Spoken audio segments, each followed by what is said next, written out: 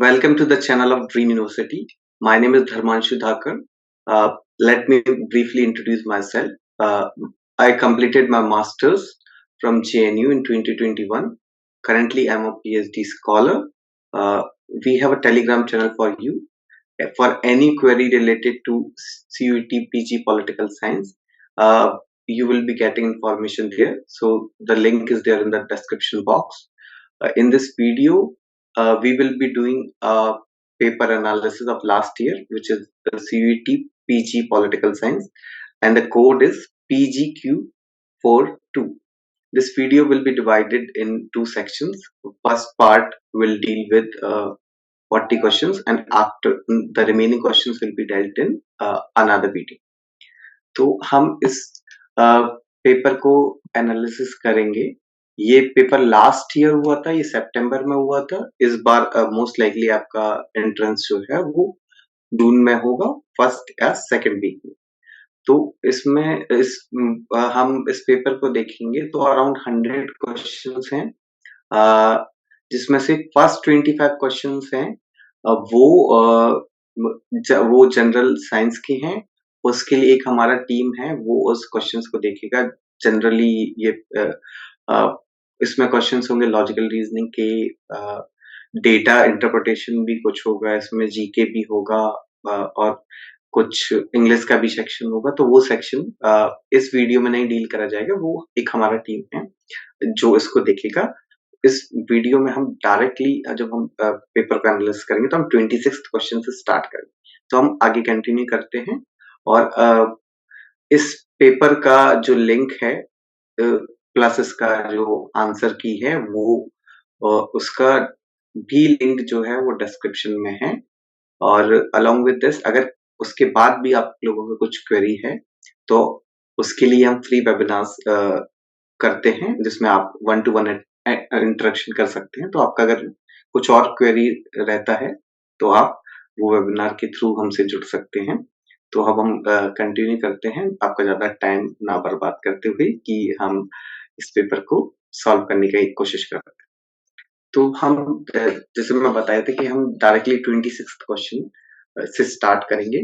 तो हम ये एक चीज और मैं आपको बताना चाहूंगा कि हमारा जो टीम था उसने जब ये देखा कि किस तरीके से पेपर एनालिसिस हो रहे हैं, तो हम लोगों ने एक लिमिटेशन पाया कि जनरली होता क्या है कि कोई भी जो एक पेपर एनालिसिस करेगा वो क्वेश्चंस पढ़ेगा आपके सामने, and then he will directly ये इसका चाहिए, और उसके बाद वो खत्म हो जाता है।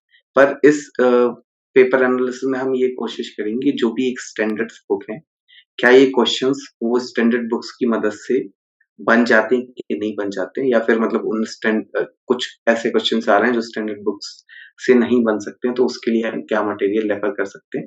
तो वो भी हम एंड में इस वीडियो में बात करेंगे कि क्या-क्या स्टैंडर्ड बुक्स हो सकती हैं, और इस पेपर को देख के हमें क्या लगता है कि कुछ ऐसे क्वेश्चंस आए हैं जो उन बुक्स की मदद से नहीं हो सकते, तो उसको हम कैसे डील कर सकते हैं? क्या हम वही मटेरियल से एक इंटेलिजेंट रिप्लेस कर सकते हैं?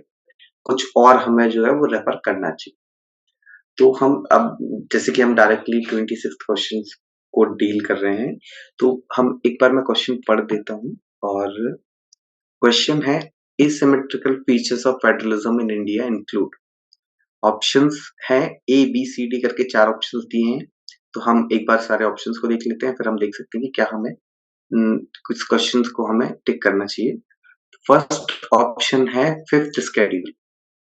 फिफ्थ शेड्यूल जैसे कि हम जानते हैं वो शेड्यूल्ड एरियाज के बारे में बात कर रहा है। सिक्स्थ शेड्यूल कुछ स्टेट्स हैं जो कि ट्राइबल डोमिनेटेड है, वहां उसको डील करता है। आर्टिकल 371 ए जो है वो कुछ नॉर्थ ईस्ट के कुछ स्टेट्स हैं वहां उनके बारे में डील करता है। तो ए और जी लगभग मेजरली कुछ different provisions for different states के बारे में बात करता है। तो हम इन ऑप्शंस को देखने के बाद हमें ये लगता है कि सारे ही ऑप्शंस जो हैं वो एसिमेट्रिकल फीचर्स ऑफ फेडरलिज्म हैं। तो हमें ये देखना होगा कि अब क्या ऑप्शंस ये लोग दिए हैं हमें, जैसे कि ऑप्शन सी में ए बी सी डी चारों ऑप्शंस को इंक्लूड करे, तो हमें ऑप्शन सी टिक करना चाहिए। तो C is the right answer for this. और ये जो क्वेश्चन है, जैसे मैं बताया था कि हम बुक्स को रेफर करें, तो Laxmikant the standard book for Indian constitution के लिए, तो उसमें ये आपको बहुत इजीली आपको ये मिल जाएगा। तो आपको बहुत घबराने की जरूरत नहीं है। पहला क्वेश्चन बहुत इजी है और हमारे स्टैंडर्ड बुक के रडार में ही है, तो ये आराम से बन जाएगा हम लोगों से। फिर हम नेक्स्ट क्वेश्चन देखते हैं, वो है 27। एंड अब हम इस क्वेश्चन को देखेंगे, तो ये क्वेश्चन पूछना चाह रहा है कि which of the constitutional provisions does not slash do not come within the legislative jurisdiction of the legislature of a state। Basically ये स्टेट लेजिस्लेटिव असेंबली के जुरिडिक्शन के बारे में बात कर रहे हैं कि जो ये जो कॉन्स्टिट्यूशन प्रोविजन है वो नहीं आते, डस नॉट कम। तो हम देखेंगे कि ऑप्शन ई है matters relating to clause 3 of article 16। हम जानते हैं कि आर्टिकल 16 फंडामेंटल राइट है और ये पब्लिक एम्प्लॉयमेंट से डील करता है, और इसका जो ऑप्शन होना चाहिए ये भी हमें बता रहा है कि ये नहीं आता है। आर्टिकल 16(3) जो क्लॉज 3 है वो सेंट्रल गवर्नमेंट का उस पे जुरिडिक्शन है, तो ये स्टेट लेजिस्लेटिव असेंबली में नहीं आएगा, तो ये क्वेश्चन इसको हम निगेट करते हैं। आर्टिकल 32 है कॉन्स्टिट्यूशनल रेमेडी के बारे में बात करता है, ये भी स्टेट लेजिस्लेटिव असेंबली की जुरिडिक्शन में नहीं है, तो ये ऑप्शन भी हमारा सही है, क्योंकि पहले ही हमें देखना पड़ेगा कि क्वेश्चन में डज नॉट लेगा। तो हमारे लिए ए भी सही, ए भी हम टिक करेंगे, बी भी टिक करेंगे। आर्टिकल 33, 34 आर्टिकल जो फंडामेंटल राइट्स है 12 से 35 है, और 33, 34 एक मैरिटल मार्शल राइट्स के बारे में इन सबसे डील कर रहे हैं, तो ये सब भी स्टेट लेजिस्लेटिव असेंबली में नहीं आता है, इसका जुरिडिक्शन नहीं है। और matters relating to clause 4 of article 16, ये आर्टिकल 16 पहले बता सकता था कि पब्लिक एम्प्लॉयमेंट से बात डील कर। ये सारे ही ऑप्शन जिसमें होंगे वही सही आंसर। एक wait a second, A B C D के हमारे हम श्योर है, matters relating to clause 4 of article 16। तो ये जब हम देखेंगे ब्रॉडली वी अंडरस्टैंड कि आर्टिकल 16 पब्लिक एम्प्लॉयमेंट को डील कर रहा है, तो इसको आर्टिकल अब ये भी मतलब एक सोचने की बात है कि क्लॉज बाय क्लॉज हम लोग नहीं पढ़ते हैं, वी आर लॉ के स्टूडेंट्स हम नहीं, तो क्या हम इसको हमारे गैस से कुछ करा जा सकता है क्या? हम देखते हैं ये एक अटेम्प्ट करते हैं हम कि क्या इसमें क्या एक गैस हो सकता है। तो अब हम ऑप्शंस को देखेंगे कि बी, सी एंड डी, ये तीनों हम श्योर हैं इसके बारे में। तो B, C, D, if you see, अगर हमें क्लॉज बाय क्लॉज नहीं भी पता है आर्टिकल 16 के बारे में, उसके बाद भी हम इस क्वेश्चंस को इजीली करा जा सकते हैं। अगर आप देखिए ना, यही आप इसका ट्रिक देखिए जो एमसीक्यू में बहुत इंपॉर्टेंट है, जो कि एलिमिनेशन है। जैसे कि मैं हमेशा लोगों से बोलता हूँ कि एम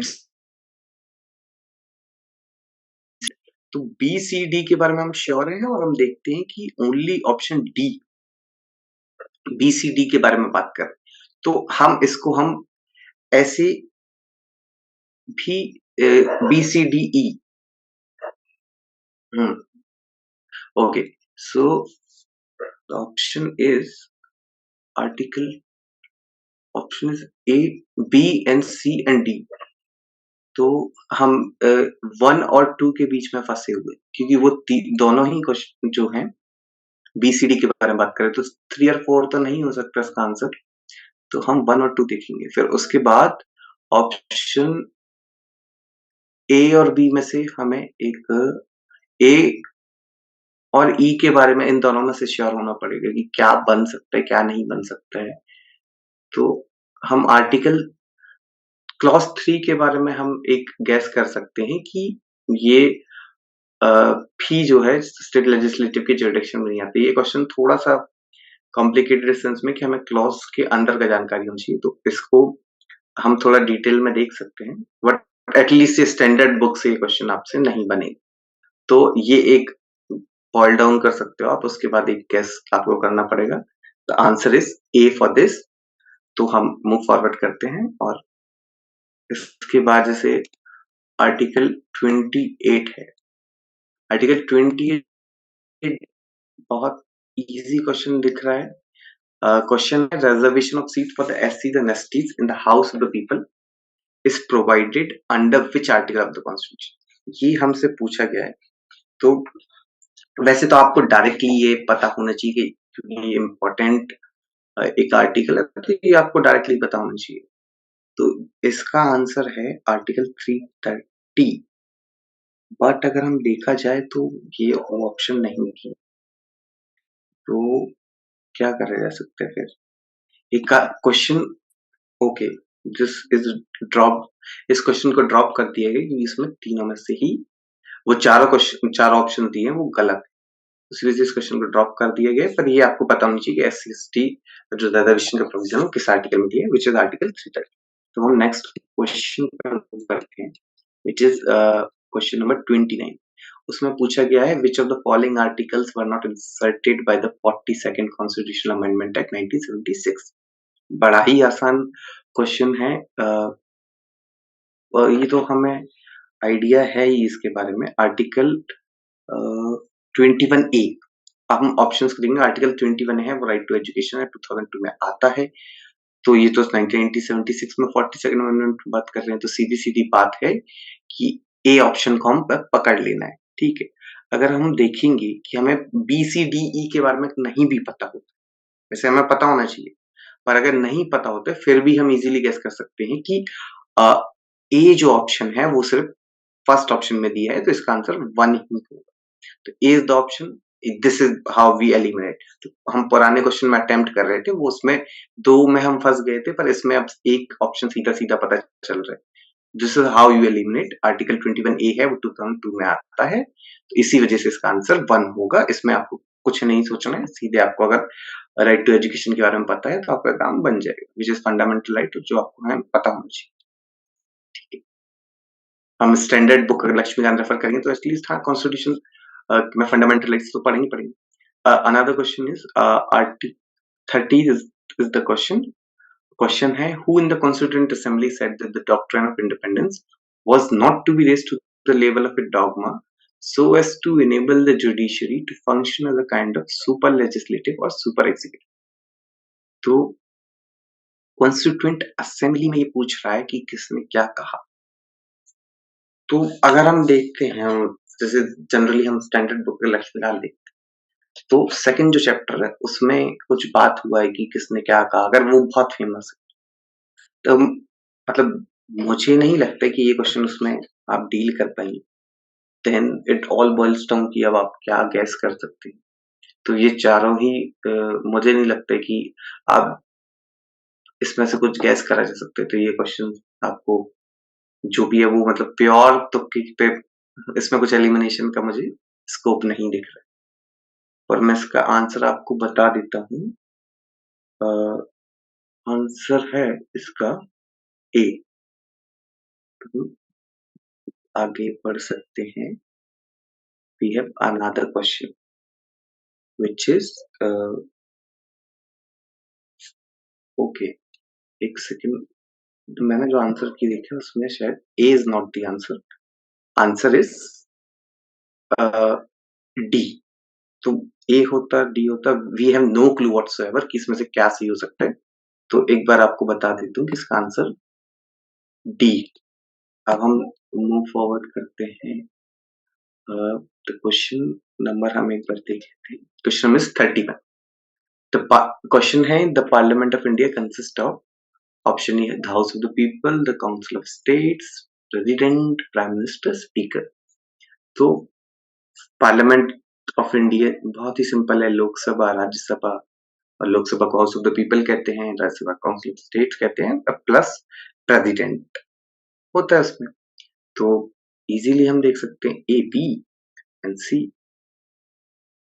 ये 1 में दिया है तो इसका आंसर ए है। बहुत ही इजी है, इसमें आपको कुछ ज्यादा दिमाग नहीं लगाना है।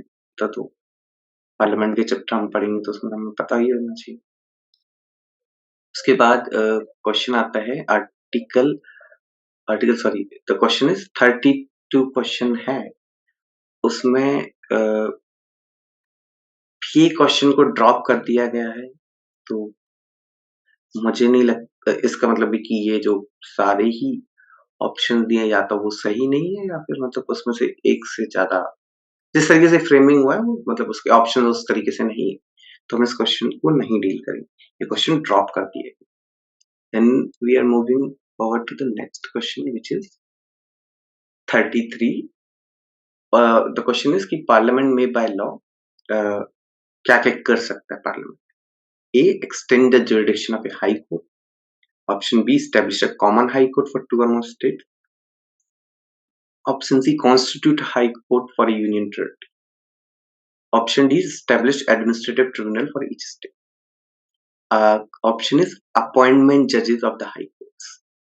तो इस क्वेश्चन में हमें सारे ऑप्शंस पता है कि नहीं पता है, क्या कुछ हम एलिमिनेट करा जा सकता है।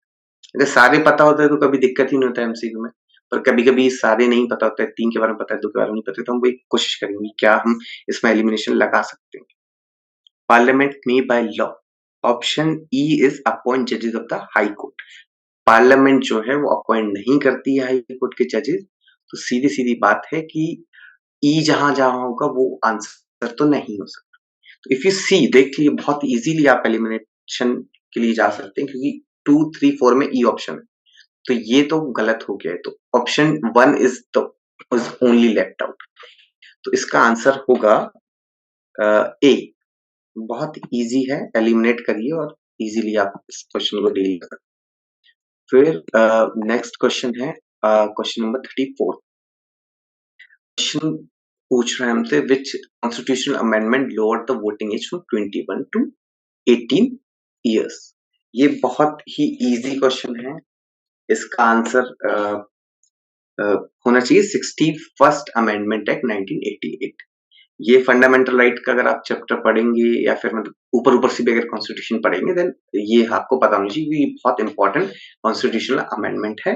लक्ष्मीकांत में आपको इजीली मिल जाएगा और ये क्वेश्चन बहुत इजीली हो सकता है। ये हमें पता भी होना चाहिए। Then next question is 35th। The constitution which is 42nd amendment जो पहले था। पहले भी हमसे ये क्वेश्चन पूछ चुके हैं तो मतलब 42nd अमेंडमेंट बहुत इंपॉर्टेंट है, ये हमें पता होना चाहिए। इसको हम थोड़ा और अच्छे से समझे जो-जो इसमें ऐड करा गया उसको हम एक बार देख लें क्योंकि क्वेश्चन रिपीट हो रहा है। 42nd अमेंडमेंट एक्ट 1976 में 3 वर्ड्स ऐड करे गए to the preamble of the constitution of India. कौन-कौन से हैं? बहुत सिंपल है, पता होना चाहिए। फर्स्ट है सोशलिस्ट, बिल्कुल है। सेक्युलर है, इंटीग्रिटी है, ये 3 वर्ड ऑलरेडी हो गए। तो हम यहीं से गेस कर सकते हैं, सारे ऑप्शंस पढ़ने की ज़रूरत नहीं है। ए, बी, सी किसमें दिया है? ए में दिया है, ए इज़ द राइट आंसर। ज़्यादा दिमाग नहीं लगाना है, हो जाएगा बस ये। उसके बाद आज हमारा नेक्स्ट क्वेश्चन है 36th क्वेश्चन। उसमें पूछा गया है which was the first state of PIL seeking relief for the under trial business in gels.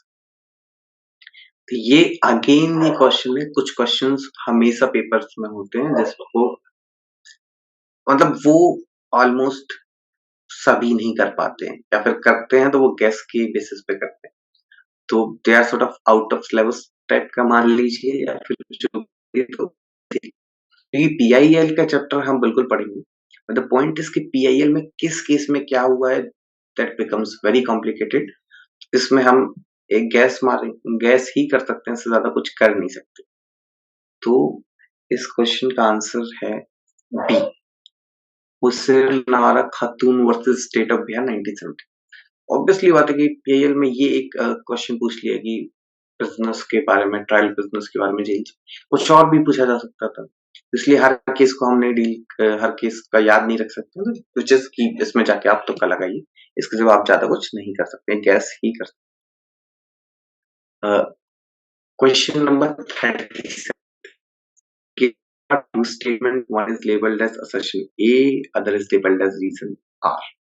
So ये assertion और reason वाले क्वेश्चंस हैं। थोड़ा सा इसमें सतर्क रहना होता है क्योंकि सारे क्वेश्चंस आप एक पेज पे नहीं कर रहे होते, ये थोड़ा पढ़ने वाला होता है, थोड़ा देखना होता है। असर्शन और रीजनिंग का मतलब मैं एक अप्रोच रखता था, वो ऐसे था कि आप बिकॉज वर्ड यूज कर लीजिए बीच में असर्शन के बाद, उससे एक आपको आइडिया लगता है कि ये सही है गलत। Power of judicial review is considered as part of the basic structure of constitution. ये ठीक है, बिकॉज क्यों ऐसा करते हैं? तो Supreme Court is endowed with the power of judicial review to ensure judicial independence and protection of rights. Supreme Court is endowed with the power of judicial review to ensure judicial independence and protection. बिल्कुल सही बात है, supreme court को ये power है, और जो assertion the power of judicial review पे स्ट्रिक्ट पार्ट बिल्कुल है। तो ये दोनों स्टेटमेंट सही तो हैं, पर ये क्या इसका सही रीजन है? एक बार बिकॉज से हम देख सकते हैं कि power of judicial review is considered as part of the basic structure because the Supreme Court is endowed with the power of judicial review to ensure judicial independence protection. मुझे ये बिल्कुल सही लग रहा है, और हम आंसर की में भी देखते हैं कि ये बिल्कुल सही, और ये इसका ऑप्शन ए होगा बिल्कुल। आप इस बार एक बार इसको बिकॉज से ट्राई कर सकते हैं, बहुत रेलेवेंट है कि ये सही है। फिर उसके बाद हम क्वेश्चन नंबर 38 पे आते हैं। 38 पे आते हैं तो वही असर्शन और रीजन वाला क्वेश्चन है, बिकॉज से ट्राई करा जाएगा एक बार इसको। असर्शन है the powers with in the supervisory jurisdiction of the high courts are both administrative and judicial. बिल्कुल सही बात है। और because article 227 clause 1 gives the high courts power of superintendence over all courts and tribunals within their territorial and constitutional jurisdiction. Wait a second. Question is 38, right? 38 ये बिल्कुल सही है। बस एक चीज आपको जो दिमाग लगाना है, रीजनिंग के थ्रू आप ये बोल सकते हैं कि बिल्कुल सही है, पर क्या ये आर्टिकल 227(1) वो क्लॉज 1 ये करता है या फिर कोई और आर्टिकल करता है, वो आपको फैक्चुअली पता होना चाहिए, जो कि हम हाई कोर्ट पढ़ेंगे तो इजीली ये क्वेश्चन हो जाएगा। और हाई कोर्ट अब लक्ष्मीकांत से भी करेंगे हाई कोर्ट, तो एकदम ये क्वेश्चन आपको बन जाएगा। तो इसका आंसर है ए। तो हम आगे बढ़ते हैं। तो 39 is the question. क्वेश्चन है कि which fundamental rights are available to all persons. ठीक है, फंडामेंटल राइट्स का क्वेश्चन पूछ रहा है easily. Protection respect of conviction for offenses, protection of life and personal liberty, protection against arrest and detention in certain cases, freedom of religion, prohibition of discrimination on grounds of religion, race, caste और place of birth. पहले वैसे तो fundamental rights आपको सब पता होनी चाहिए, कौन से सिटीजन्स को दिए जा रहे हैं, कौन से नॉन सिटीजन्स को हैं, या फिर कौन से ऐसे हैं जो दोनों को दे रहे हैं, इसमें कोई डिस्टिंक्शन नहीं कि आप सिटीजन हैं या नहीं। और नहीं पता होते तो इस क्वेश्चन को देखने के बाद, इसके ऑप्शंस देखने के बाद मुझे ये पता एलिमिनेशन भी करा जा सकता है कि जो सीधा बात है कि आर्टिकल जो ई ऑप्शन दिया गया आर्टिकल 15 है, वो सिटीजन्स को ही मिलता है। ठीक है, तो अगर हम आप ये ऑप्शन देखेंगे जाएंगे तो आप ये देखिए कि ई जो है, ई से हम थर्ड ऑप्शन बिल्कुल एलिमिनेट हो जाता है। और इसमें आप देखिए कि protection respect of conviction for offences article 20 जो है वो सबको दिया जाता है, तो ये आपको पता होना चाहिए। तो अब अगर आपको ए पता है तो ऑप्शन 1 भी एलिमिनेट हो जाता है। अब आपका जो पूरा दिमागी टसल होगा कि क्या लगाना चाहिए, वो बी और डी ऑप्शन में रहेगा। तो A B C and D, और फ्रीडम ऑफ रिलीजन जो है वो दोनों को दिया जाता है। तो ये आप अब ये गैस कर सकते हैं एलिमिनेशन के बाद कि D should be the option. तो डी पता करने के लिए हमें क्या-क्या पता होना चाहिए, ये एक बार हम तो जल्दी से देख लेते हैं। आपको ये पता होना चाहिए कि आर्टिकल 20 जो है व्हिच इज ऑप्शन ए, ये दोनों को मिलता है, citizens, non citizen, which means सारे लोगों को। अगर वो पता होगा आपको, और आपको ये पता होगा कि ऑप्शन ई जो है आर्टिकल 15 है वो सारे लोगों को नहीं मिलता, वो सिर्फ सिटीजन्स के लिए। तो उसको अगर आपको इतना इन्फॉर्मेशन है तो आप ये क्वेश्चन को इजीली कर सकते हो। और इसका आंसर है 4। फंडामेंटल राइट्स से आपको बहुत थॉरोली उसका समझ होना चाहिए, तो वो और बेटर होगा, उसमें आपको एलिमिनेशन करने की भी जरूरत नहीं पड़ती। पड़ेगी। अब हम आते हैं 40th क्वेश्चन पे। ठीक, 40th क्वेश्चन का है, तो विच क्वेश्चन कह रहा है हमसे, which constitutional amendment ended the parts A, B, C categories of states and implemented the State Reorganization Commission? इसका आंसर है 4, 7th अमेंडमेंट 1956 से ये हुआ। ठीक है, एक वैसे आपको ये पूरा पता होना चाहिए कि ये अमेंडमेंट इम्पोर्टेंट है, ये आपको पता होना चाहिए। नहीं पता होना चाहिए तो आप एटलीस्ट एलिमिनेट के बाद 3 और 4 तक तो पहुंचे, उसके बाद आपको पूरा पता होना चाहिए कि 7th या 6th, क्यों 56th स्टेट रीऑर्गेनाइजेशन के बारे में बात हो रहा है, तो 55 तो शुरू के 2 ऑप्शन तो हो ही सकते, बाकी आपको वैसे डायरेक्ट पता होना चाहिए, तो आपको एलिमिनेट करने पे की भी जरूरत नहीं पड़ेगी। 7th अमेंडमेंट में ये हुआ है और ये बहुत इंपॉर्टेंट अमेंडमेंट। जब हम अमेंडमेंट्स का एक चैप्टर देखेंगे, उसमें कुछ एक टेबल बना है लक्ष्मीकांत में, जिसमें इंपॉर्टेंट कॉन्स्टिट्यूशनल अमेंडमेंट के बारे में बात करा गया। तो उससे आप जब आप एक बार उसको रिवाइज करेंगे, उस टेबल को देखेंगे, तो आपको ये अंदाजा होगा कि 7th अमेंडमेंट में इस तरीके की बातें की गई। और 41 क्वेश्चन पे अब हम आएंगे, तो 41 क्वेश्चन जो है वो पूछ रहा है हमसे, which constitution amendment abolish the privy purses and privileges of former rulers of princely states, which is ये भी अमेंडमेंट का क्वेश्चन है, आपको पता होना चाहिए कि 26th अमेंडमेंट जो है वो इस उसकी वजह से जो है अबॉलिश हुआ प्रीवी पर्सेस का। तो ऑप्शन होगा सी करेक्ट है, ए बी सी डी या जो भी मैं ऑप्शन बोलूंगा। तो ये मैं आपको क्लैरिफाई करूं कि जब आप आंसर की देखेंगे इस पेपर का, तो उधर क्वेश्चन आईडी और करेक्ट ऑप्शन लिखा होगा, उसमें आपको क्वेश्चन नंबर नहीं मिलेगा। जैसे अगर मैं बोलता हूँ कि क्वेश्चन नंबर 42 का ऑप्शन ए या बी जो भी सही है, विच मीन्स कि आप लोगों को अपनी आंसर की में क्वेश्चन आईडी ढूंढना होगा, which is 17 of this question number 42, ना कि आपको क्वेश्चन नंबर वाइज मिलेगा। तो आप उसमें कंफ्यूजन ना हो, वो अपने हिसाब से आप उसको एडजस्ट कर लीजिए। तो हम आपका टाइम ना जाया करते हुए हम डायरेक्ट क्वेश्चन नंबर 42 पे आते हैं। क्वेश्चन नंबर 42 हमसे पूछ रहा है, which powers and responsibilities are not endowed by the Constitution to the panchayat. तो हम एक बार ऑप्शन देख लेते हैं।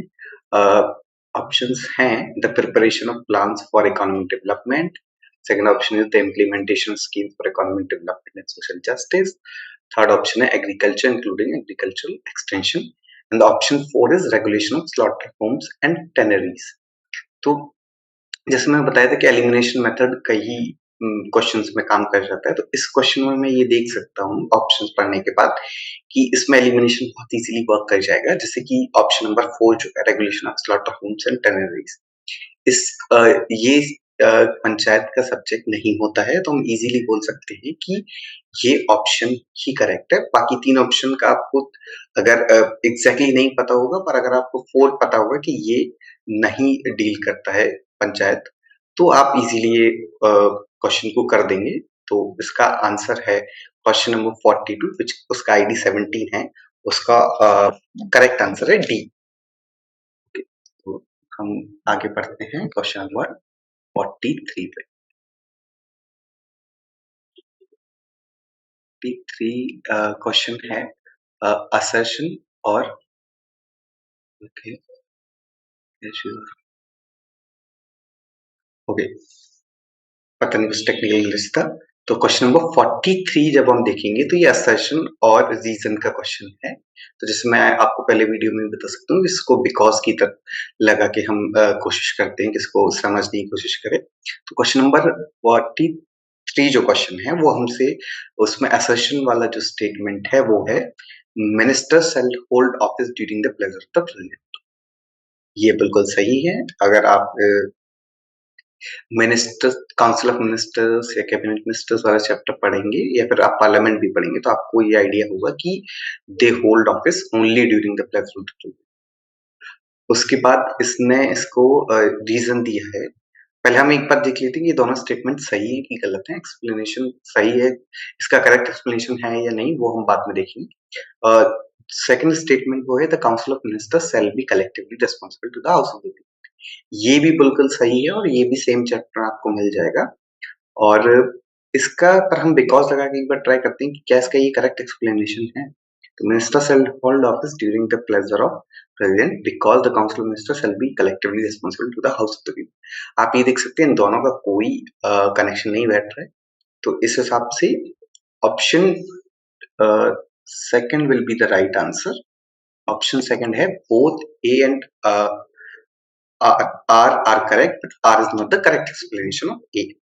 तो ये क्वेश्चन बहुत इजीली हो सकता है। एक स्टैंडर्ड बुक अगर हम लक्ष्मीकांत भी रेफर करते हैं तो इस क्वेश्चन को हम इजीली टैकल कर सकते हैं। फिर हम नेक्स्ट क्वेश्चन पे आते हैं व्हिच इज 44th क्वेश्चन। तो वो हमसे पूछ रहा है which of the following is incorrect about a money bill. Money bill जो है ये भी आपको पार्लियामेंट के चैप्टर में मिल जाएगा। मनी बिल बहुत ही इंपॉर्टेंट टॉपिक है। मनी बिल से जनरली आपको एक क्वेश्चन जरूरी मिलेगा, तो इसको हम थोड़ा अच्छे से पढ़ लेंगे। और मनी बिल जो है मनी बिल के which of the following is incorrect, तो थोड़ा क्वेश्चन को जल्दी ना पढ़िए, इसको ध्यान रखिए कि करेक्ट इनकरेक्ट पूछ रहे हैं, तो ये आपको देख लेना चाहिए। मतलब क्वेश्चन बहुत अच्छे से पढ़िए। तो ऑप्शन है first the bill deals with all or any provisions are under article 110 of the constitution। ये आपको बताना चाहिए। 101 जो है 110 मनी बिल से डील करता है। सेकंड ऑप्शन है the money bill has to be certified by the speaker of the house of the people. ये भी आपको पता होना चाहिए। The money bill has to be introduced in the house of the people first. ये भी सही है। विच मीन्स लास्ट ऑप्शन जो बचता है वो गलत होगा। एक बार हम पढ़ के भी देख सकते हैं। बाकी अगर आपको मनी बिल के बारे में अच्छे से पता है तो आपको ये तीन ऑप्शन पता होंगे, ये सही है, तो इसलिए इसका आंसर नहीं हो सकता है। इसमें इनकरेक्ट पूछा है। फोर्थ ऑप्शन है both the house of the parliament enjoy equal powers with respect to money bill. बिल्कुल गलत है। लोकसभा ज्यादा पावर होल्ड करता है, इसलिए ये ऑप्शन गलत है। तो इसलिए इसका आंसर ऑप्शन 4 होगा। फिर हम नेक्स्ट क्वेश्चन पे आते हैं which is question number 45। Question number 45 है, ये इंडियन पॉलिटिक्स का क्वेश्चन दिख रहा है। Who explains party systems in India in terms of democratization and dicky. तो ये क्वेश्चन जो है हम ये पार्टी सिस्टम पूछ रहा है। पार्टी सिस्टम का एक चैप्टर जो है वो Oxford companion to Indian politics जो है प्रताप भानु मेहता और नीशा गोपालचंद का है, वो हम बुक रेफर करेंगे इंडियन पॉलिटिक्स के लिए। उसमें एक पार्टी सिस्टम का चैप्टर होगा, वो हम पढ़ेंगे, तो उसमें आपको इजीली पता चल जाएगा। जेम्स मैनर्स का सही ऑप्शन एक बार मैं ऑप्शन पढ़ देता हूँ। KC Suri, Yogendra Yadav, James Manor, Morris Jones. तो इसका सही ऑप्शन होना चाहिए ऑप्शन नंबर सी। ओके, तो option number James Manor. James Manor party system में बहुत काम कर रहे हैं, अभी भी एक्टिव हैं। कर्नाटका पॉलिटिक्स पे बहुत अच्छा उनका काम है, तो उसको हमें पता होना चाहिए क्वेश्चन। ओके, हम नेक्स्ट पढ़ते हैं। क्वेश्चन नंबर 46 है। क्वेश्चन नंबर 46 जो है हमसे पूछ रहा है which of the following statements is और आर करेक्ट। तो ऑप्शन नंबर ए है सम नेशंस लैक स्टेट्स। सम नेशंस लैक स्टेट्स ऑब्वियसली इसमें आपको ये समझना पड़ेगा कि इस क्वेश्चन के लिए आपको नेशन और स्टेट का डिफरेंस पता होना चाहिए। तो जल्दी से मैं इसको एक लाइन में बताने की कोशिश करूंगा। वो ये है कि स्टेट जो है एक पॉलिटिकल आइडेंटिटी है, जैसे इंडिया, पाकिस्तान, बांग्लादेश या जो भी। नेशन जो है वो एक ग्रुप्स के बीच एक फीलिंग शेयर करते हैं। उसका basis language, religion, race, caste तो कैस्ट भी कह सकते हैं। तो वो ये सब एक होता है। इसको हम अब इस जो मैंने बताया इससे हम कोशिश करेंगे कि हम इस क्वेश्चन को टैकल कर सकते हैं। सम नेशंस लैक स्टेट्स, बिल्कुल कुछ स्टेट्स जो है वो स्टेट बन गए हैं पर उसमें एक नेशनलिज्म का फीलिंग नहीं आ रहा है। तो ये बिल्कुल सही स्टेटमेंट है। Some states lack national identity, ये भी बिल्कुल सही है। फर्स्ट वाला ऑप्शन था, सॉरी मैं इसको गलत तरीके से बताया। सम नेशंस लैक स्टेट्स, एक नेशन हो सकता है जो एक स्टेट की आइडेंटिटी को लैक करेगा। They might be sharing a feeling of they might be sharing a common feeling, but वो स्टेट नहीं बने, अभी एक पॉलिटिकल आइडेंटिटी नहीं है। ऑप्शन बी जो है some states like national identity, कुछ स्टेट बन गए पर नेशनल आइडेंटिटी उनका भी नहीं है मैच्योर।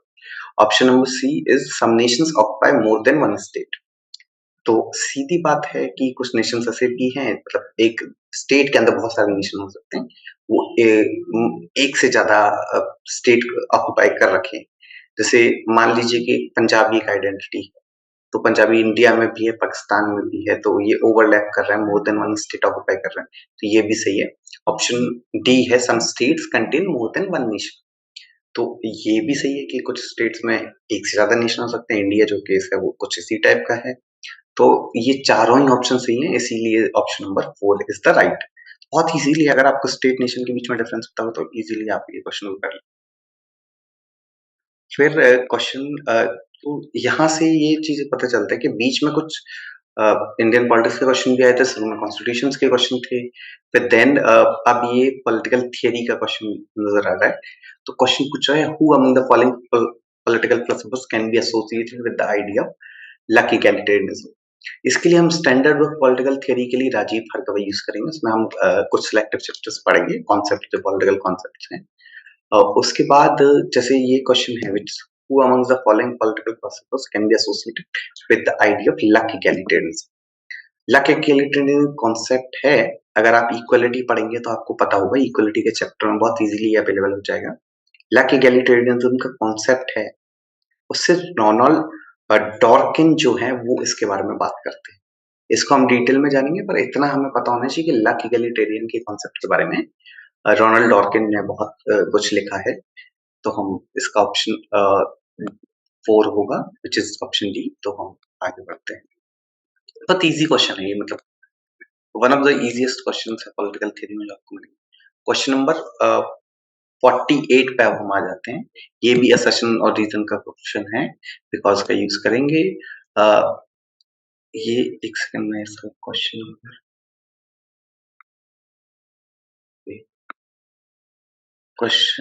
48। ओके, तो क्वेश्चन है असर्शन जो है, स्टेटमेंट जो है, problems of global environmental change pose serious challenges to democratic political system as they currently exist. बिल्कुल सही है कि अभी जो एनवायरमेंटल क्राइसिस हो रहे हैं वो डेमोक्रेटिक पॉलिटिकल सिस्टम को नहीं डील कर पाए, एटलीस्ट उनके पास उतने अच्छे सॉल्यूशंस नहीं। तो ये बिल्कुल सही ऑप्शन है। सेकंड हम पढ़ते हैं कि ये स्टेटमेंट सही है कि गलत है। We need a thicker conception of citizen like environmental citizenship that obligate that obligate citizens to inculcate environmentally sensitive behavior। बिल्कुल सही बात है, हमें जो कॉन्सेप्शन है सिटीजनशिप का वो ब्रॉडर चाहिए, एनवायरनमेंट के बारे में भी आना चाहिए, एनवायरमेंटली सेंसिटिव लोग भी होने चाहिए, उनका बिहेवियर में भी रिफ्लेक्ट करना चाहिए। तो देन बट हम इसको देखते हैं कि क्या ही इसका रीजन जो है वो सही है। तो हम पढ़ते हैं, दोबारा पढ़ के देखते हैं। Problems of global environmental change pose serious challenges to democratic political system as they currently exist because we need a thicker conception of citizenship like environmental citizen that obligate citizens to inculcate environmentally sensitive।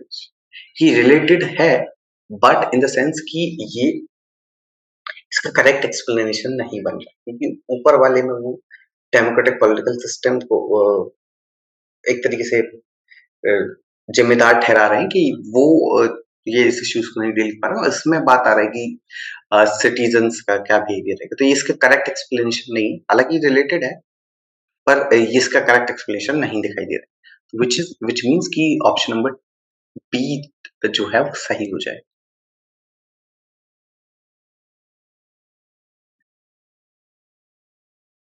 हम move forward करते हैं कि हम question number 49 को पढ़ते हैं। The author of essay on toleration is Locke, Rousseau, J S Mill, Kant. ये बहुत ही इजी क्वेश्चन है, इसका आंसर लॉक है, ये हमें पता होना चाहिए। लॉक के फेमस राइटिंग्स अगर हमें पता होगा, इजीली ये क्वेश्चन बन जाएगा। ये भी one of the easiest question, political theory के क्वेश्चंस जो हैं वो बहुत इजी हैं इस पेपर में। Question number 40 is who among the following theorists is known for his work on theory of precise equality। ये भी जो पहले चैप्टर बताए थे, इक्वालिटी का चैप्टर इजीली आपको ये मिल जाएंगे। ऑप्शंस हैं अमर्त्य सेन, डोनाल्ड डॉर्किन, जगदीश भगवती, अभिजीत बनर्जी। इसका बहुत इजी आंसर है ऑप्शन बी, इसका आंसर है रोनाल्ड डॉर्किन।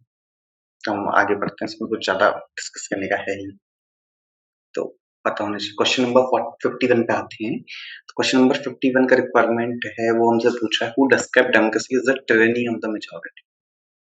बहुत ईज़ी क्वेश्चन है, डेमोक्रेसी पढ़ेंगे, हमें पता होता है कि थिंकर ने क्या-क्या बोला है।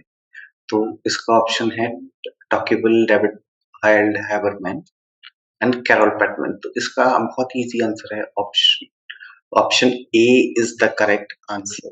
दिस टॉकेबल इस बारे में बात करते हैं, democracy is the tyranny of the majority.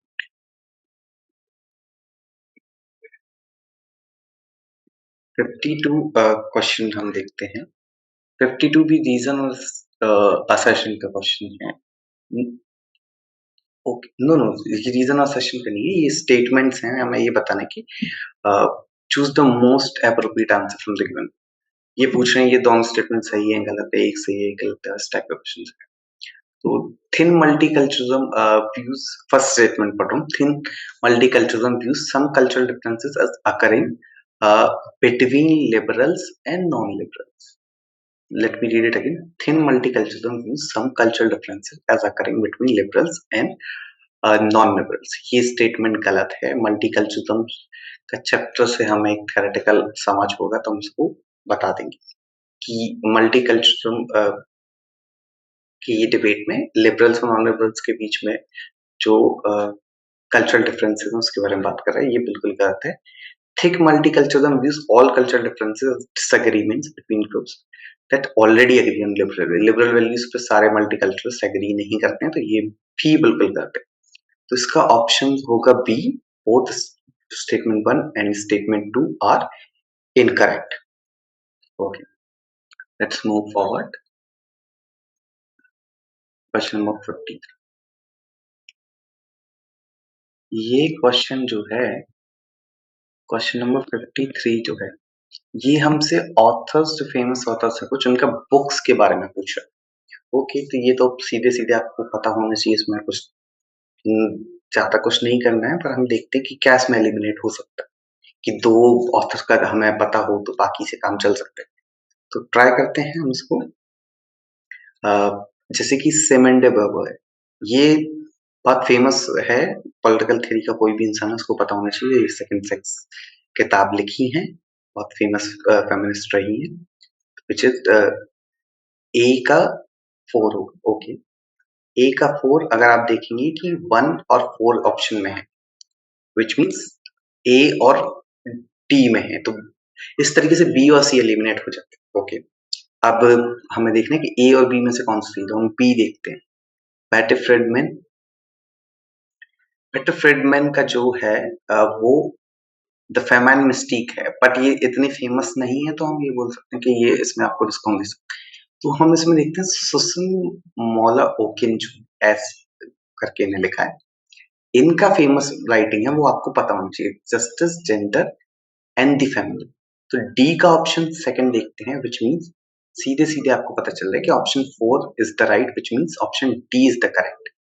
ये एलिमिनेशन का मेथड है कि आपको अगर ए और डी पता है, which means these two are famous writers, तो अगर आपको ये पता होती है, अगर ये नहीं भी पता है बी और सी तो चलेगा, आप एलिमिनेट करके ऑप्शन डी लगाएंगे। Let's move forward. इस तरीके से हम कुछ एलिमिनेट कर सकते हैं कि सारे ऑप्शन ना पता हो, 2-3 पता हो तो भी काम चल जाए। Now we are moving to the question number 54। ये स्टेटमेंट्स का है, उसी तरीके से जो पहले था, एप्रोप्रिएट पता करना है। क्वेश्चन नंबर 54 को आप जब पढ़ेंगे तो स्टेटमेंट है, first statement, liberal feminist argue for laws that give women formal equality of opportunity and freedom from discrimination. बिल्कुल सही बात है, ये फॉर्मल इक्वालिटी ऑफ अपॉर्चुनिटी के बारे में बात करते हैं एंड फ्रीडम के बारे में बात करते हैं, उस टाइप के लॉज को ये आर्ग्यू करते हैं कि होनी चाहिए। सेकंड और स्टेटमेंट है, for radical feminist the prevalence of violence against women is part and parcel of sex inequality. ये भी बिल्कुल सही है। जो फैमिली स्ट्रक्चर है उसको भी क्रिटिक कर रहे होते हैं रेडिकल फेमिनिस्ट। जनरली जैसे लिबरल फेमिनिस्ट है वो इसको अवॉइड कर देते हैं। तो ये भी सही स्टेटमेंट है, बोथ, व्हिच मीन्स कि option B is the right, both 1 and 2 are, no sorry, option A is the right. मैं धोखे से बोल गया मेरे से। ऑप्शन ये दोनों ही जो है वो सही स्टेटमेंट्स हैं, तो which means option A is the correct. Okay, बहुत ईज़ी क्वेश्चन था ये भी। फेमिनिज़्म हम पढ़ेंगे तो उसमें हम different strength of feminism, liberal, Marxist और रेडिकल और ये एनवायरमेंटलिस्ट और ये सब हम पढ़ेंगे, ठीक है? फिर हम आते हैं question number sorry question number 55 पे आते हैं। जब हम क्वेश्चन नंबर 55 पे आते हैं, तो ये हमसे क्या पूछ रहा है? ये हम देख लेंगे। Which of the following are correct explanation of Ronald Dworkin's idea of rights स्ट्रम। रोनाल्ड डॉर्किन जो है, जैसे पहले भी पूछ चुके रोनाल्ड डॉर्किन पे एक क्वेश्चन कि ये इक्वलिटी का जो है एक तरीके से चैप्टर पढ़ेंगे तो हम उसमें ये सब पढ़ेंगे। कौन से एक्सप्लेनेशंस हैं जो idea of rights as trumps है? A is norms of the society seek precedence over basic individual rights. No. Interest of the whole community can trump individual rights. No. Basic rights of individuals take moral and legal precedence over other norms. This is the right option. तो हम C जब check करेंगे तो C option number C में ही। तो question ये है exactly कि idea of rights as trumps. Ronald Dworkin का ये मानना था कि राइट्स जो हैं, इंडिविजुअल के राइट्स हैं, वो एक मोरली जो ऑब्लिगेशंस बनते हैं, लीगल जो प्रेसिडेंस सेट होते हैं, उन सबसे ऊपर होता है। तो इसी वजह से ऑप्शन नंबर सी सही। ये फेमस है काफी स्टेटमेंट, ये आपको पता होना चाहिए। क्वेश्चन बहुत सिंपल आ रहा है political theory. Then we are moving to question number 56।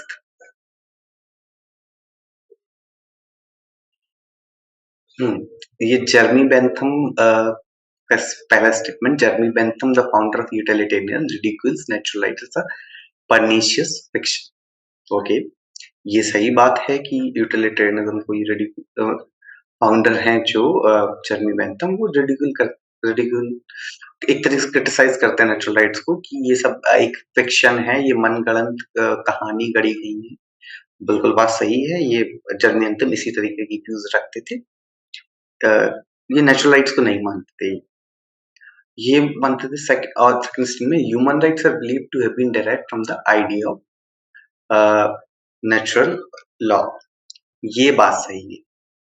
वो ये मानते थे कि ह्यूमन राइट्स जो हैं वो आइडिया ऑफ नेचुरल लॉ से बनाए गए हैं, कि एक आइडिया ऑफ नेचुरल लॉ होता है जो अ, आपको लॉक में भी मिलेगा, हॉब्स में भी मिलेगा, और ये जर्मी अंदर भी बात कर रहे थे। ये दोनों ही स्टेटमेंट सही है, व्हिच मीन्स कि option A is the right answer. Let's move to the next question. 57th question है। क्वेश्चन नंबर 57 एक स्टेटमेंट दे रहा है और पूछ रहा है who gave this statement. The statement is if your aim is liberty and democracy you must teach people the art of being free and of governing themselves. Options क्या क्या दे रहा है भाई? ये स्टेटमेंट जो है वो तो मैंने तो अभी तक नहीं सुना है, तो इसको देखते हैं क्या कुछ ऑप्शंस से हम गैस कर सकते हैं। डेमोक्रेसी की हम बात कर रहे हैं तो डेमोक्रेसी को कौन कौन थिंक करे, ये गैस करने का तरीका हो सकता है। फर्स्ट ऑप्शन दिया बेर्ट्रांड रसेल, बहुत ही फेमस फिलोसोफर हैं ये। और सेकंड है Eldhose एक्सले, if I'm pronouncing is if I'm pronouncing this author as right. Second is Fichte, third is Fichte, fourth is David hello. David hello इतना पता है लिबर्टी के हैं, बट ये स्टेटमेंट वो नहीं दी गई है क्योंकि उनको पढ़ा है तो वो तो उस तरीके की बात नहीं करते। तो ये बहुत डिफिकल्ट क्वेश्चन बन जाता है, तो इसको हम ज्यादा कुछ तो लगा नहीं सकते हैं। इसका ऑप्शन जो है वो बी है, आल्डस हक्सले। इस राइटर का मैंने तो नाम भी नहीं सुना है, तो मैं आपसे भी एक्सपेक्ट नहीं करूंगा कि अंडरग्रेड वाले स्टूडेंट्स ये सब जानते हो, तो ये तो आपको एक तरीके से प्योर गैस करना होगा। क्वेश्चन नंबर 58 पे हम आते हैं। क्वेश्चन नंबर 58 जो है हमसे पूछा है which of the following constitutes the core principle of utilitarianism. Utilitarianism एक फिलोसफी है, ये आपको राइट्स के चैप्टर में भी मिल जाएगी, लिबर्टी में भी मिल जाएगी। जर्मी बेंथम का बहुत वही इसके फाउंडर रहे हैं, और जर्मी बेंथम का रिलेशनशिप जॉन स्टुअर्ट मिल से है, तो उस तरीके से कुछ लिबर्टी के चैप्टर आपको इजीली मिल जाएंगे। कौन-कौन से कोर प्रिंसिपल्स हैं, कांसेप्ट ऑफ यूटिलिटी है, बिल्कुल है यूटिलिटी नाम से ही पता चल रहा है कि यूटिलिटी के बारे में तो बात करेंगे। Greatest good of the greatest number, इस नाम से ये मतलब एक जनरल लोगों को जो इंग्लिश लिटरेचर का समझ रखते हैं, बाकी जो नॉन पॉलिटिकल बैकग्राउंड से रहते हैं वो या मतलब नॉन फिलोसॉफिकल बैकग्राउंड से रहते हैं, उनके लिए यूटिलिटेरियनिज्म का मतलब एक तरह से ग्रेटेस्ट नंबर है, तो ये भी इसका कोर प्रिंसिपल्स हैं। Laissez faire and this is maximum happiness of the maximum number of people. Laissez faire एक तरीके से न्यू लिबरल आइडियोलॉजी है, फ्री मार्केट के बारे में बात करती है, ये यूटिलिटेरियनिज्म के कोर प्रिंसिपल नहीं।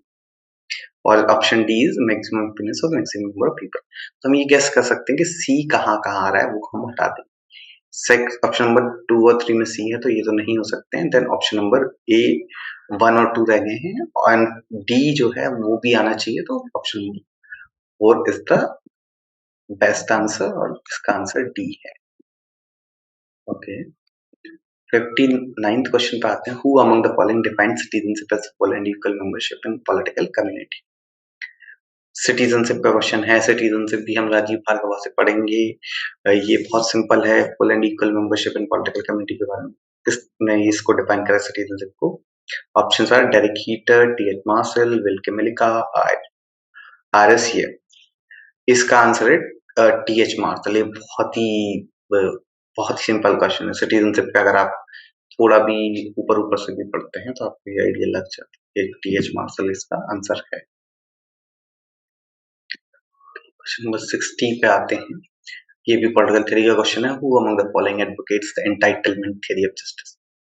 बहुत इजी क्वेश्चन है। जस्टिस का अगर आप कुछ भी आइडिया होगा तो आपको ये पता होगा कि किस ने इसके बारे में बात करी है। ये रॉबर्ट नॉजिक ये कॉन्सेप्ट देते हैं और रॉबर्ट नॉजिक ये देते हैं और ये एक तरीके से रॉल्स के अगेंस्ट में लिख रहे होते हैं, तो फिर इसका ऑप्शन सी होगा।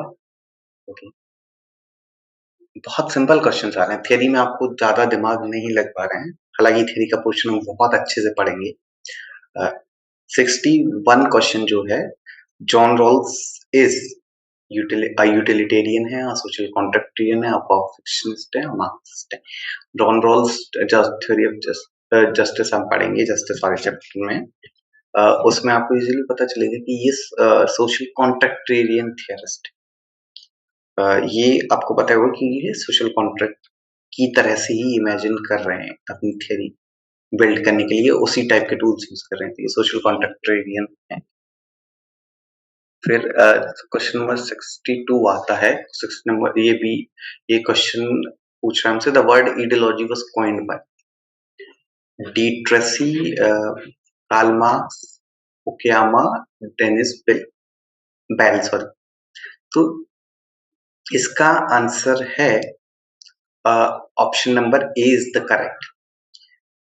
डी ट्रेसी जो है ये ध्यान रखना होगा, ये टर्म जो है ये कॉइन करे। फुकुयामा और डेनिस डी बेल हैं, ये दोनों ही आइडियोलॉजी से रिलेटेड है। फुकुयामा एंड ऑफ हिस्ट्री बात कर रहे हैं, Dennis Bell end of ideology बात कर रहे हैं, और एक तरीके से बट ये टर्म नहीं कॉइन करे हैं, तो ये थोड़ा याद रखना पड़ेगा कि टर्म कौन करा है और उसको बाद में यूज कौन करे हैं, वो हमें ये डिस्टिंक्शन मेंटेन।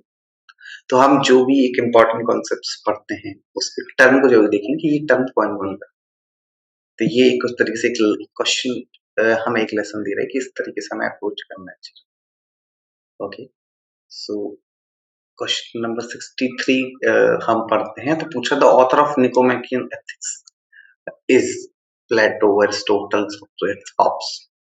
बहुत ही सिंपल है भाई, ये तो निकोमेकियन एथिक्स जो है पता होना चाहिए हमें कि एरिस्टोटल का किताब है, तो इसमें क्या ही एक्सप्लेनेशन का जरूरत है। देखिए, ये इंडियन पॉलिटिकल थॉट का एक क्वेश्चन आ जाता है। Who among the following is the concept of oceanic circle. Question number 64 है। ओशियानिक सर्कल के कॉन्सेप्ट जो है, ऑप्शन दिए हैं, जवाहरलाल नेहरू बिल्कुल नहीं, बी आर अम्बेडकर नहीं, महात्मा गांधी, जयप्रकाश नारायण। महात्मा गांधी ओशियानिक सर्कल के बारे में काफी बात करते हैं, यही कॉन्सेप्ट को यूज करें। Option number C is the correct answer. बहुत ही सिंपल क्वेश्चन है। फिर एक और क्वेश्चन पूछा गया, ये भी पॉलिटिकल थॉट का है। The work who were the Sutradhar is associated with. Options are Periyar, Ambedkar, John Dewey, Mahatma Gandhi. अरे बहुत ही सिंपल है, अंबेडकर ही किताब लिखे हैं, हु वर द सूत्रधार। आजकल तो ये बहुत अ, सुर्खियों में भी रह रहा है, इस किताब के बारे में काफी बात हो रहा है। ओके, 66th क्वेश्चन है, the term original position is associated with option Brian Barry, John Rawls, Mulhall, Michael बेल्स। सीधी बात है, ये जॉन रॉल्स इससे एसोसिएटेड होते हैं। जॉन रॉल्स पे काफी क्वेश्चन आए हैं, जिस पे काफी क्वेश्चन पूछ रहे हैं, तो हम इसको एक बार बहुत अच्छे से कोशिश करेंगे पढ़ने का। ठीक है, आगे बढ़ते हैं।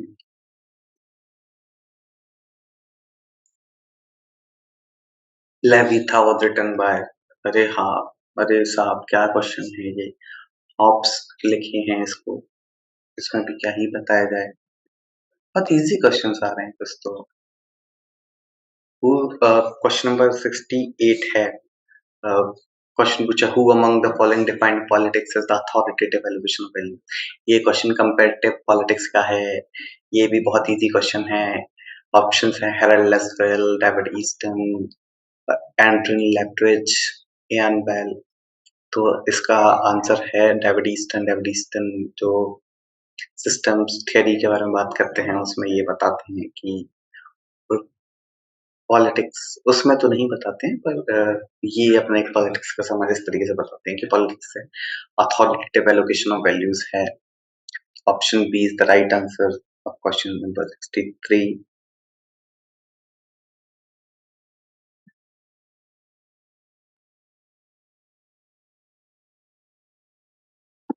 क्वेश्चन नंबर 68, सॉरी 63 नहीं था। क्वेश्चन और ऑप्शंस को सही बताया है।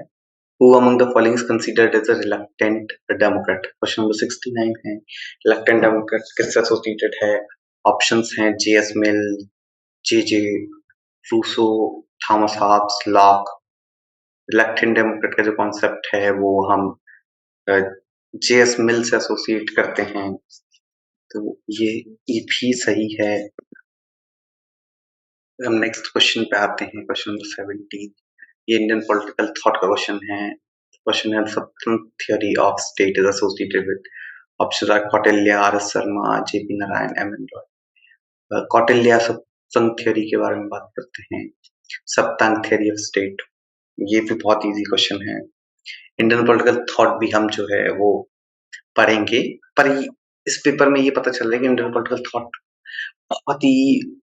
बहुत ही मतलब आपको एक ओवरव्यू भी मिलता है, तो आप ये क्वेश्चंस कर लेंगे। इस व्हिच मीन्स कि हमें बहुत डीप में उसको पढ़ने की जरूरत नहीं। जिस तरीके से हम थ्योरी इंडियन पॉलिटिक्स या कंपैरेटिव पॉलिटिक्स या आईआर को अप्रोच करेंगे, उस तरीके से इंडियन पॉलिटिकल थॉट को हमें अप्रोच करने की जरूरत नहीं है। तो ये एक तरीका होता है, जब हम पेपर को देखते हैं तो हमें एक आइडिया लगता है कि कितना फोकस किस different strands of political science को देना है। क्वेश्चन नंबर 71 था, ये भी पॉलिटिकल थॉट का क्वेश्चन है। Hindutva who's Hindu was written by. Options are Savarkar, Golwalkar, Lal Lajpat Rai, Bipin Chandra Pal. तो इसका आंसर है सावरकर। सावरकर बहुत फेमस एक फ्रीडम फाइटर हैं, जिनके बारे में बहुत आजकल बात होने लगा है, तो ये हमें पता होना चाहिए कि वो क्या लिखे हैं। ठीक है, option A is the right answer for this. 72 72 question पूछ रहे हैं हमसे। The concept of complex equality was given by. Options are John Rawl, Michael Walzer, Ronald Dworkin, David Miller.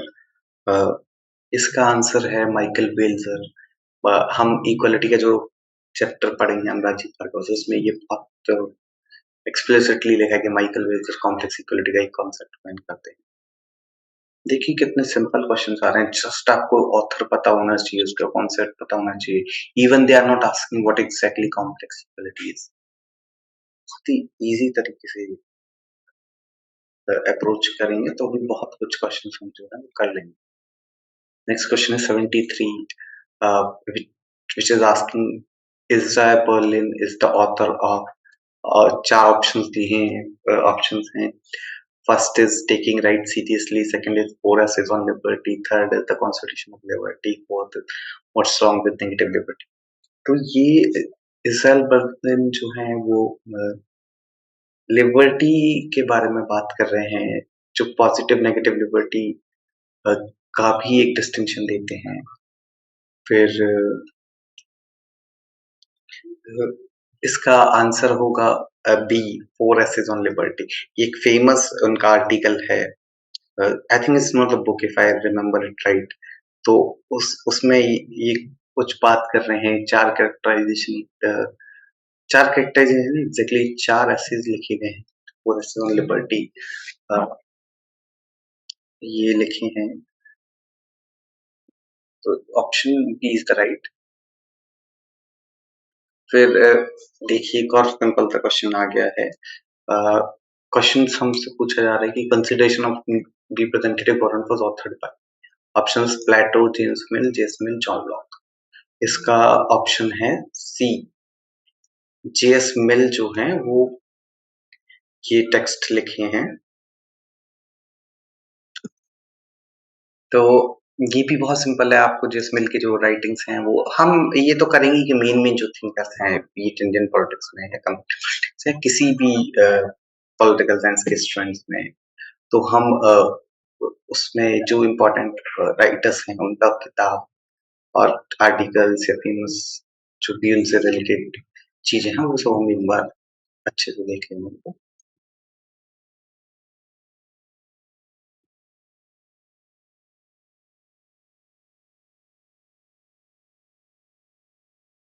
Okay, let's move to the next question.